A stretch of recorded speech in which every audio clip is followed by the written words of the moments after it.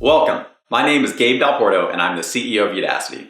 I'm incredibly excited to have you all join us for our first ever RPA Insiders Virtual Conference, brought to you by UiPath and Udacity. This conference has a powerhouse lineup of RPA thought leaders and automation experts from major companies like Spotify, PwC, Mercer, and more. All of our speakers are ready to engage in lively discussions about how RPA is being used across industries, how it can impact the global workforce, and how it will be deployed during the current pandemic. There are several engaging, can't-miss panel discussions lined up, so tune in to all of today's sessions. Trust me, you don't want to miss it. Udacity is very proud to partner with UiPath to create the RPA Developer Nano Degree, open for enrollment today, and we're giving 50 attendees free access to the entire program. Attendees can check their emails at the end of the conference to see if they're a lucky recipient. With that said, I won't keep you waiting any longer. I'll turn it over to our keynote panel, featuring Guy Kirkwood, Chief Evangelist at UiPath, JP Gounder, VP and Principal Analyst at Forrester, and Mike Quindazzi, Managing Director at PwC. Enjoy the conference. Welcome, everyone. I think this is, in fact, the most impressive lineup, me excluded, of course, that I've seen in a webinar for a long time. So Mike and JP bring me from a vendor perspective. So we've got vendor, we've got implementation partner and integrator of RPA, and then we've got the analyst that's looking at the sort of broad base of knowledge around the whole digital transformation journey. So this, I believe, is going to be a fantastic opportunity for all of the viewers to learn a little bit more about the direction of travel in which we're moving as a market, as an organization, and indeed as a society as we go forward. So I wanted to start off really looking at, oh, by the way, one other thing. Down at the bottom here, you've got a Q&A.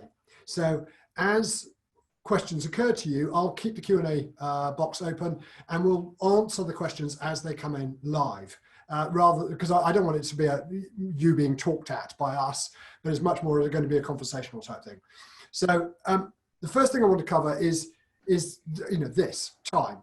Time is the most important thing for a business now, and there are multiple reasons why that might be, but actually what we're finding as an organization and as a market is that the business cases for the adoption of RPA are changing. So up to about 2 or 3 years ago, it was all about cost out, headcount reduction, about moving people into other jobs. Now it's all about time back to the business. So I'm absolutely delighted to have Mike and JP with us today to talk more about the aspects around time and around COVID and so on and so forth. So hopefully we'll make the most of our time to hear today.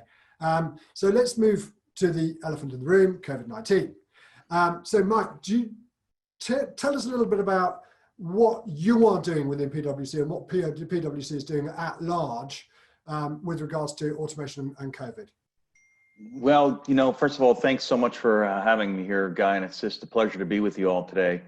It's such an important area of conversation because with the rise of the pandemic and the change in the way we've all been working and operating, we're obviously all seeing a push towards being more contactless, as well as a greater move to digitization. We've seen our clients, our enterprise clients, have to shift very rapidly in order to adjust to the market conditions. And along with that, RPA and intelligent automation is kind of at the forefront. These technologies that were, being leveraged probably more deeply by some of the emerging tech companies are now being further considered into some of the legacy large enterprises. And that's really where my focus is and where our focus is on, large scale enterprise deployments of automation. That's complex and that accomplishes the task that, Guy laid out there, right? I mean, yeah, it's always about saving costs and being more efficient, but it's also around customer experience. And fast forward into the COVID timeframe now, it's also about being able to operate in a way that customers are expecting, and that will help sustain the business in the future. Okay, fantastic. Thanks, Mike. And JP, you take a much broader view rather than just focusing on automation, because I know that Craig and Bernard are focusing on that specifically with regards to RPA within Forrester. But taking a broader view, what are your thoughts about the acceleration that organizations are seeing as a result of COVID and the impact that's having on digital transformation? Yeah, before this all happened, you had this sense that organizations were dragging their feet a little bit on digital transformation. And then in this moment of 2020, they had to sort of figure it out as they were going along. As Mike said, some of this came down to fundamental operations, using technology to bridge some gaps that we used to have. Take something really simple. You had a sales process, and the salesperson would walk down to the person in finance to get something approved. Now, of course, they could do what we're doing right now, and they could have a Zoom call, but we also know that the number of meetings that people have had has increased a lot, and that creates cognitive load for everyone. So it turns out that there are some fundamental things you can do with automation technology, particularly, that's going to help things to move operationally on a predictable path that can happen 24/7, and that frankly are filling some gaps that are left from the normal way that we used to do work. And is that fulfilling normal gaps a result of changes in processes that happen within organizations over time? Or have we seen a fundamental shift in the way that organizations are viewing almost like an automation first mindset, given the impact that COVID's had on the way that people are working? Well, as with many things, it's going to be a bit of a bell curve. There are going to be some organizations who get there more quickly. I think what COVID has done is it's shifted the whole curve in the direction of automation first, where, the next decision that organizations make is going to say, okay, how can we make automation a key part of this? A lot of the research I've been doing over the last few years has said we're moving toward a mixed human-machine workforce where bots really play an important role. What COVID-19 has done is, number one, to take away some of the workers that we have, unfortunately, but particularly in the US, lots of jobs have been lost. That work often still needs to get done. Secondly, we have to do it in this different way. Our business process was broken because of our lack of access to the office, or maybe there was paper still involved. And so investing in automation becomes a forcing function. It requires that we understand what the process is, that we digitize it, and then once we've started to aid it with bots, that we continuously improve it. Now, it's definitely a great direction to go in, and it's just that COVID kind of revealed all of the reasons why this is smart. Yeah, Mike, any thoughts? Oh yeah, I mean it's just been interesting. I mean when COVID hit, I mean the first set of calls we started getting were all around security and governance. Why? Because as JP was saying, I mean people were just forced into doing, business, not the old way, but the new way, in a digitized way. It became even like tactically apparent to me when I realized that my motor vehicle was expired and I had to make an appointment. So I called up the division of motor vehicle and said, hey, I need to make an appointment. And, this was about 2 months into the pandemic, and even the motor vehicle invited me into their system to upload my documents. Yeah. And I was like, wow, here we go. I mean, when is an agency like that? Usually you're calling, you're making an appointment, you're waiting in line. They're inviting me in to upload my documents. So now you start to see the beginning of a business process, right? That can be kicked off and that can be automated. And, just taking a look at, one fallacy I just want to kind of address is the jobs thing. And I've actually never seen a client automate themselves out of a job. I've never seen someone actually implement a bot and say, well, my job's gone. We're not at that stage. I mean, that was, I think, a lot of the hype that was out there. We saw, up until the pandemic, we saw the job growth in the US expanding. We see the Bureau of Labor Statistics, putting a forecast out there, adding 11 million new jobs still by 2026. So, we're still seeing growth in jobs. What this is all about, this is just a continuation, without being too fortuitous, of what's been going on with the last 4 industrial revolutions, right? Where more and more work, more and more mundane and routine work has become automated. And this is just the next step. This is bringing it into the office, and it's allowing people to do things that are more uniquely human.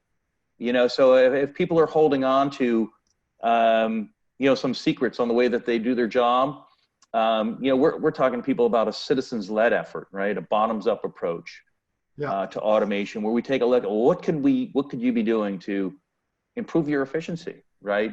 Create a new process, create a new automation that will help you and maybe others in the department do it. And that's countered with the enterprise approach as well. So a lot of activity, a lot of excitement going on right now. Yeah. I mean, JP, we did some work with one of your colleagues, Dave Johnson, on picking up on something that Mike said, which was about employee engagement. And he said that the one key test of whether an employee is fully engaged or not, or is whether that person is doing work that they as an individual feel is important to the continuation and development of the organization. Because if you are, then employee engagement levels seem to be high. And if you're not, if you're doing this boring, mundane, repetitive stuff that would normally be done in cubicles and so on, that employee engagement is low. And you can see that. And you can also see that there is a direct link between improved employee engagement, employee experience, and improved citizen-centric, or in public sector, or customer-centric customer experience. So if you've got happier employees, basically you have happier customers. Have you been seeing research around that has come as a result of COVID, that customer experience operations have improved as a result of COVID by people working from home and so on, rather than being reduced, which is what everyone expected? It is very interesting. In fact, those who were forced into working from home in jobs that we didn't really forecast that would happen for often have felt quite empowered. Some of it comes down to the policies that you employ. If you give people a little latitude, you give them a little flexibility, but then you also give them the tools for success.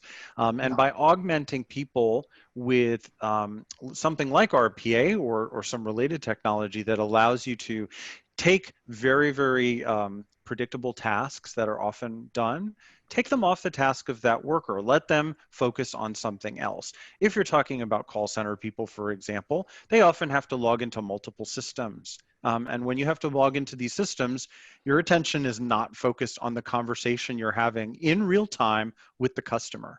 And so if you can get a bot to access the 5 systems that are disconnected, legacy technology, but that have to be accessed to help this customer, then you can actually regain some of that time and funnel it into what's important, which is that personal conversation where you're actually trying to help someone. You're showing empathy. You're feeling engaged because you're not focused on how do I navigate through all these menus and processes, but rather I have tools that make my life better. That is definitely the kind of case, and we have seen more of this since COVID struck, where that technology can make a crucial difference.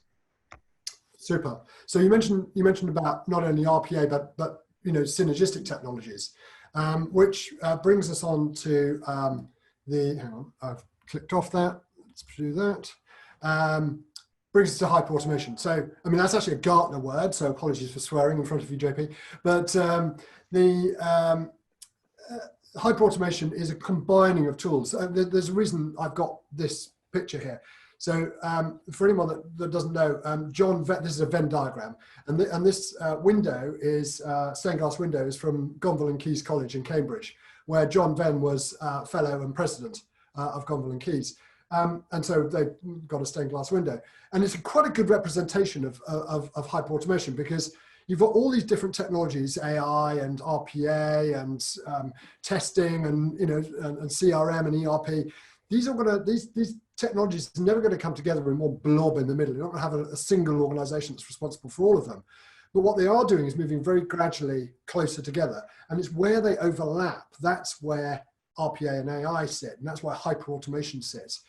Mike, from your perspective, how are you seeing these technologies emerge and combine, and what benefit do you see both to your organization and to your customers?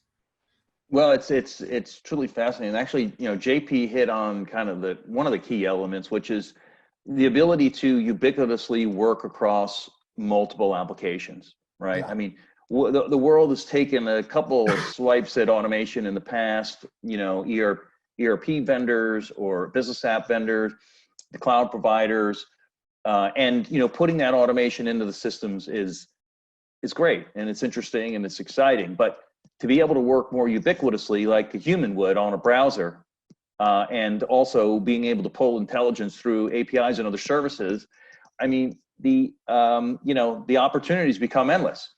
The challenge is, I think, and I like to look at where we come from and where are we going, right? Because what you have up on that Venn diagram is where we're going.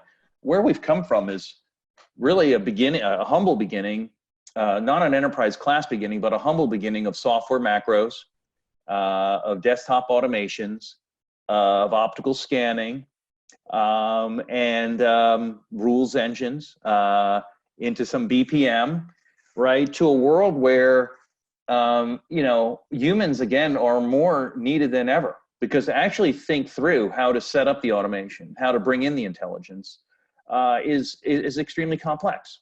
But the opportunity is immense.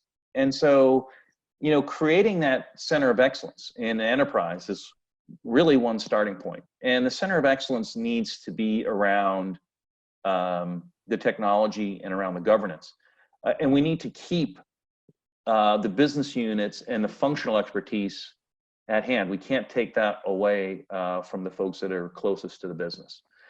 Once we can get a view of that, and we've got a good way to build champions in an organization, and we understand the fundamentals of a business case and how to engage the stakeholders across the organization, and we work with the workforce to digitally upskill the workforce, now we're starting to move the legacy enterprise in a direction where these super tech startups have been, right? Where, this stuff was second nature to them. And, they've set up business models that are extremely efficient and competitive. And the legacy enterprise needs to catch up. And this is one way they can do it. Yeah, that's great. Great description. Thanks, Mike. So JP, from a Forrester perspective, from an analysis perspective, you are getting briefed and getting inquiry calls on technologies the whole time.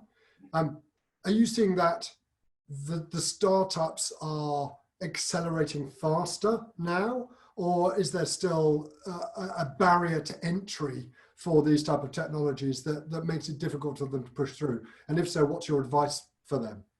And you mean in this startups sort of hyperautomation space? oh, I see. It rather depends, right? I mean, there's a lot of complementary technologies now.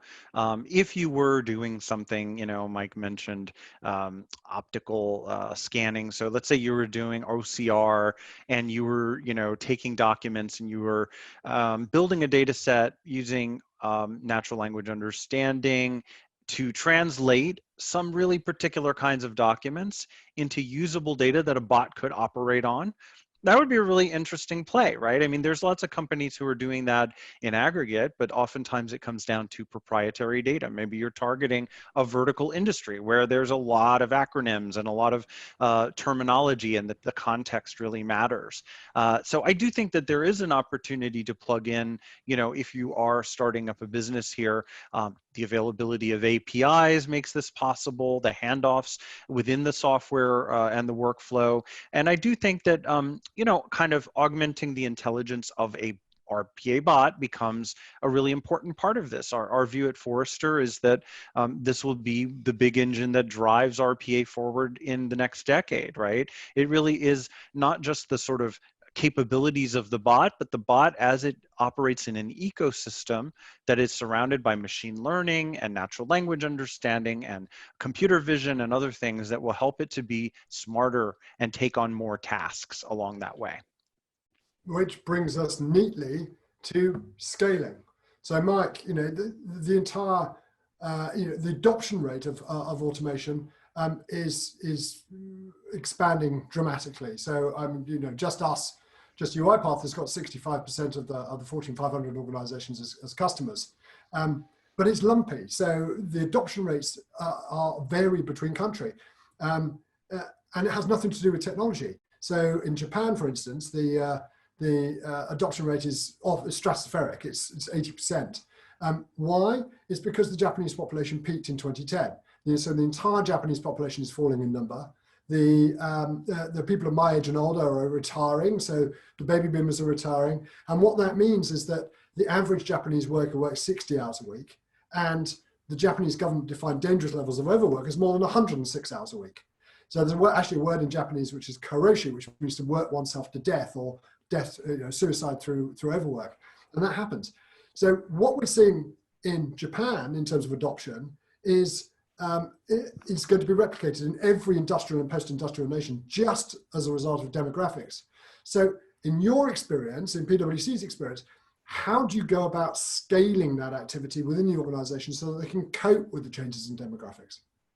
Yeah, well, we hope you don't retire on us too soon, Guy. We'll miss working with you, but I understand for sure, and I mean that is true. And I think with some of the nations that you're discussing and some of the advancements, I mean it kind of also mirrors what's happened in industrial robotics, right? Where there was a need, almost like the pandemic has created a need around customer experience and whatnot. So in terms of scaling, it comes, and it depends on what type of organization you're in, but it really comes to building that core expertise. One of the things that we started at PwC was what we called a citizens led effort, and we made UiPath available to our employees to write their own bots, deploy their own bots, share their own bots in a bot laboratory, and we call that a citizens led approach, right? It's a bottoms-up approach. It's like, hey, you're doing the work every day. How could you do your work more efficiently? We want you to be digitally upskilled. So, hey, get used to these bots. And, hopefully we all have a few bots working for us or with us right now. If you don't have one, I look for one, grab one, build one, employ one, just to get yourself comfortable with how it works, right? And that's kind of the bottoms up approach. When you have a large workforce that may be resistant to change, they may be resistant to automation, they may be scared about what this is going to do to impact their job. That's one way to bring a large organization along with you. The other, as I kind of briefly touched on before, is creating that center of excellence. Really. And I think as JP and you had indicated, when we're looking at these initiatives, it's usually an ecosystem of providers, right? I mean, there's a lot going on here, and figuring out how to do it, really takes a lot of brain power. I mean, we're talking about intelligent automation, but really what we're all talking about when we're talking about AI is primarily machine and deep learning, which is what we call narrow, right? So it doesn't have the general intelligence. That's still up to us. So we can leverage. If it comes it's a little bit, it's a little bit out there, depending upon whose report you read 4 or 5 years ago. Maybe it was supposed to happen by now. 2020, everything was going to happen, and boy, didn't it? But probably different than we expected. So having that center of excellence and really getting started with finding those ambassadors who came on board from the citizens-led approach. Finding the easy business cases. I mean, I always start with the client when we're getting started is let's see something that's got a lot of repetition to it.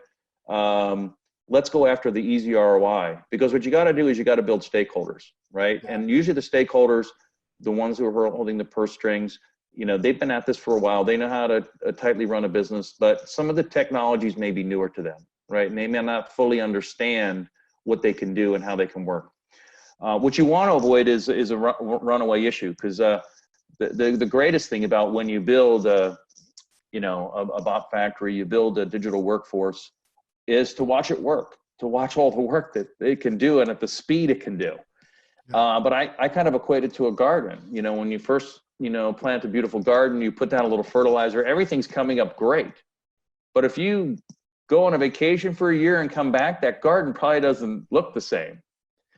So it is something that does need to be governed. It needs to be monitored, and it needs to be expanded, right? So I always say, think big and start small, and you will find some wins out there.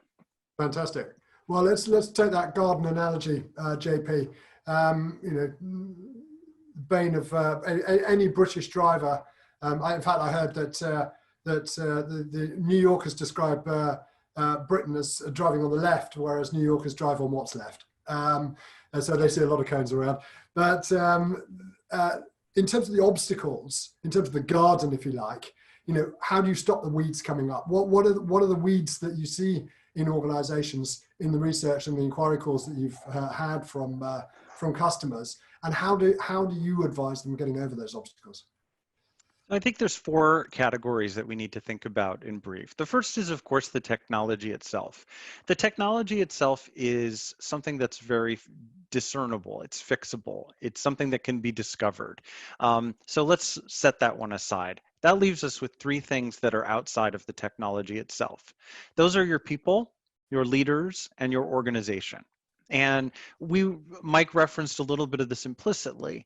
When you are looking at the people in your organization, these bots are going to be working side by side with people who were never in a bot environment. They're doing, let's say, shared services as a starting point. Maybe they're in finance or IT or HR, and they need to have the skills, the inclination, the algorithmic IQ to understand what is this bot going to do and what's it not going to do?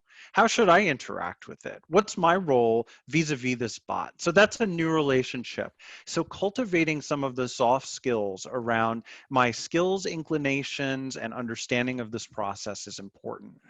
Leaders also need to plan around this. They need to be thinking, how am I going to actually scale? We talked about scale a bit. How am I going to make new decisions based on this human machine workforce? How am I going to plug in new technologies into this ecosystem? All of those are components of leadership, but along with that, some empathy for the change management that's going on with the people who are impacted. And finally, the organization. Mike mentioned having a center of excellence, having some sort of structure in place that is still sort of federated, right? The real business happens in the business units, but you need to have kind of guidance, somebody to set guardrails, to help with best practices and to lend out talent to help here. And I would say that when organizations can do these things, and I guess upskilling kind of is involved in all 3 of them, is learning both the hard and the soft skills, the technology and the sociology. When you can combine all of those things, you will overcome a lot of obstacles. Great. That's a perfect answer. Mike, same for you, obstacles. It must come across the whole time. The whole point about automation is it's another transformation activity. So yeah. Are the transformation activities that you do as part of a consulting and system integration and service business the same for automations as they are for an ERP implementation, for instance, or other technology that you're putting into organizations? And are there any differences? Yeah, I think it's, especially for the enterprise, it's all about, competing priorities, different approaches on where, businesses want to put their money. I mean, a lot of it is, what we call being fit for growth. And what are they going to do with their money? How are they going to make their investments? And, large scale intelligent automation endeavors are kind of a newer thing on the palette, right? I mean, other things that, executives are challenged with, do we buy a business? Do we divest a business? Do we enter a new market? Do we buy a new plant? Do we outsource? Do we put in an ERP? Geez, that's something I can see, I can hear, we've been doing that for 20 or 30 years. And then all of a sudden we come up with this intelligent automation piece, right? So I think there's still a lot of education that can be done in order to be successful. And I think the other thing that we haven't really introduced to the conversation yet is the data, the essence of data, right? Because when you get into robotics, intelligent robotics, and you get into, moving from simple data prep and analysis to, masses of scales of data being created and being leveraged either in the API or in the science, what do you do with that data and who owns that data? So you start to get into other issues around the business value of data, how to monetize the data, the governance of the data, along with a lot of the regulations that are coming from around the world, whether it's Safe Harbor or HIPAA or whatever it may be in terms of being compliant. But it also comes to data ownership, because a lot of these transactions are happening between, multiple parties and individuals. And, who owns the data at the end of the day is becoming maybe the future sticking point, because there could potentially be a lot of value in the data. So it's interesting that, a lot of the cloud players now are looking at their clients, not in terms of what their business is, but in terms of how much data they have. Yeah.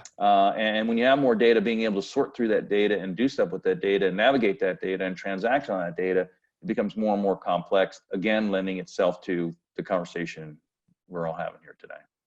Good. Okay, fantastic. And we're sticking with you, Mike, actually. You talked about democratization, the democratization of automation.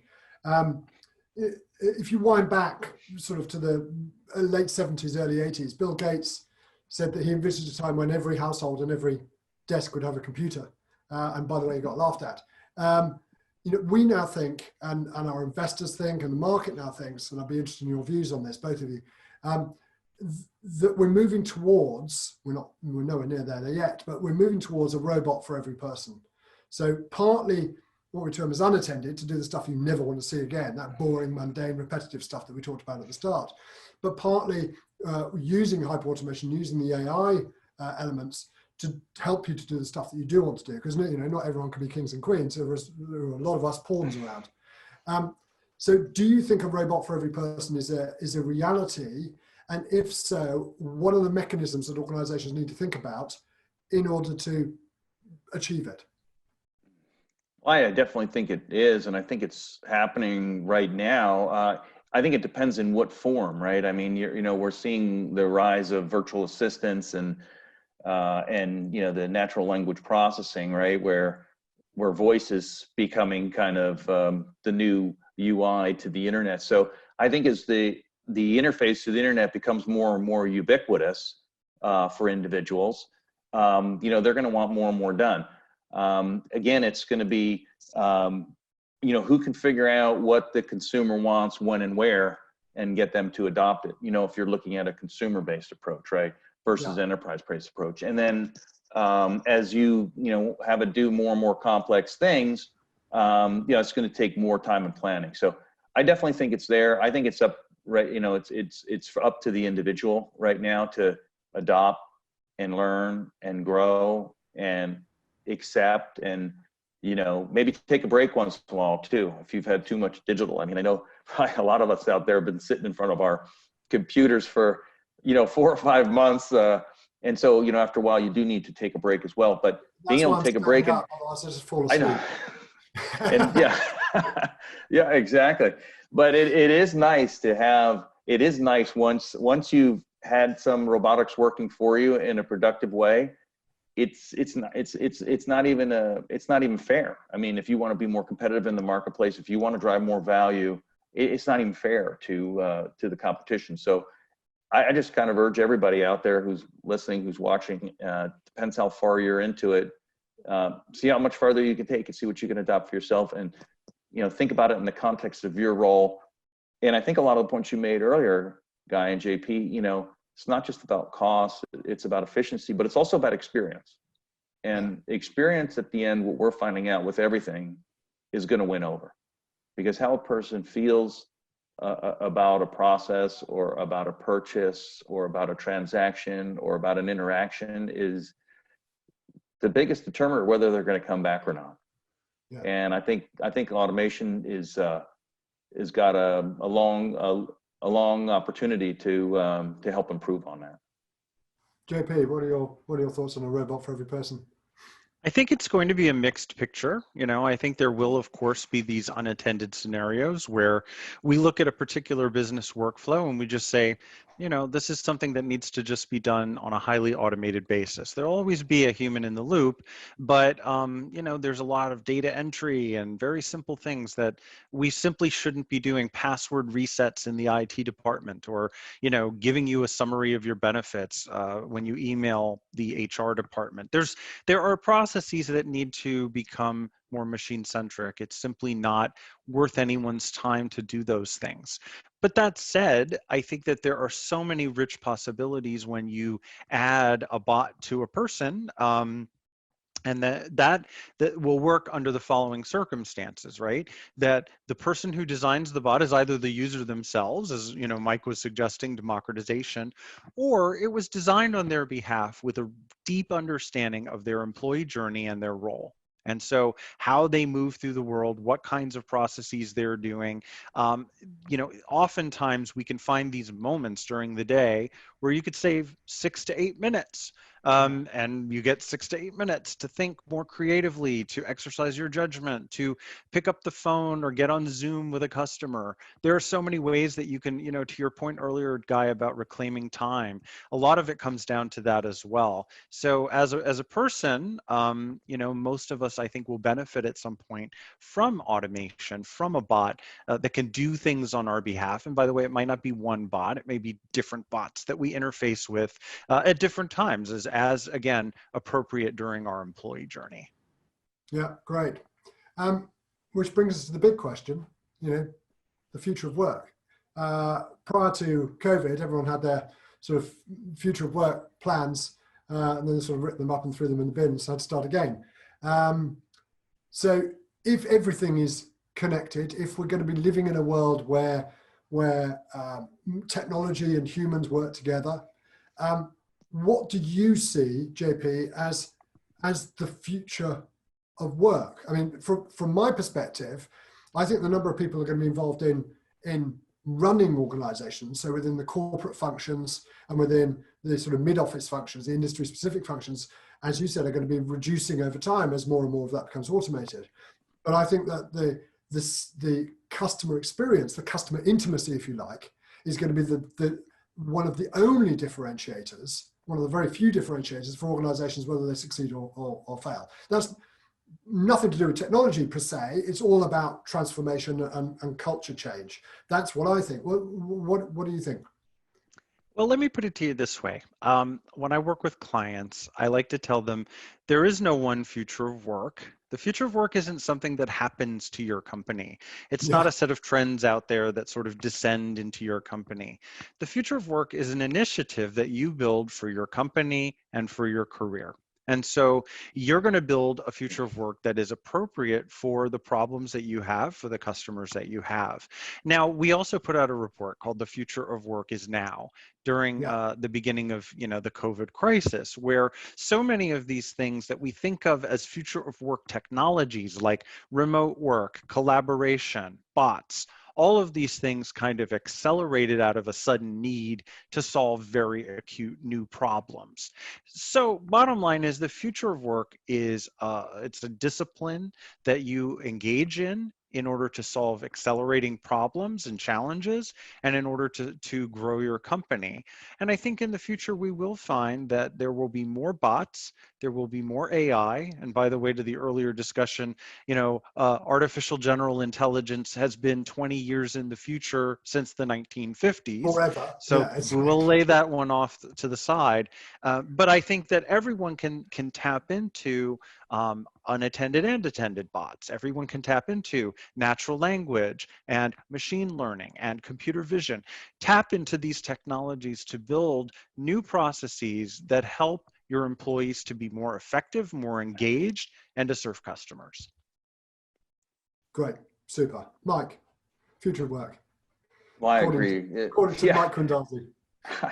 Right now, it is now the future of work. And that moment just passed. So it's now again. I mean, I think it's just happening in real time as we speak. And I think we've got to be nimble. We've got to be flexible. I mean, the rate of change over the last decade, I mean, barring kind of this horrible crisis that we're all living through right now, it's just been exponential, so we're going to continue to see that increase. When we, I don't know if you're like me, but I've been doing some extra yard work now that I've been stuck at home. And, at first I went out there and I dug a few holes, and then I thought, well, maybe I better get a bigger shovel. And then, maybe I better get a tractor, so if I'm trying to dig holes for a living, I probably better have a tractor, and I think it's the same with the future of automation here. And we look at our recent survey that we did of CFOs, we asked them, like, how far along are you with RPA and automation? And still there's 40% that haven't even really begun the planning phase. Yeah. That's kind of the bad news. And maybe it's good news, right? Because it's showing there's a lot of opportunity there. And then about 60%, have begun, and they're in various stages, right?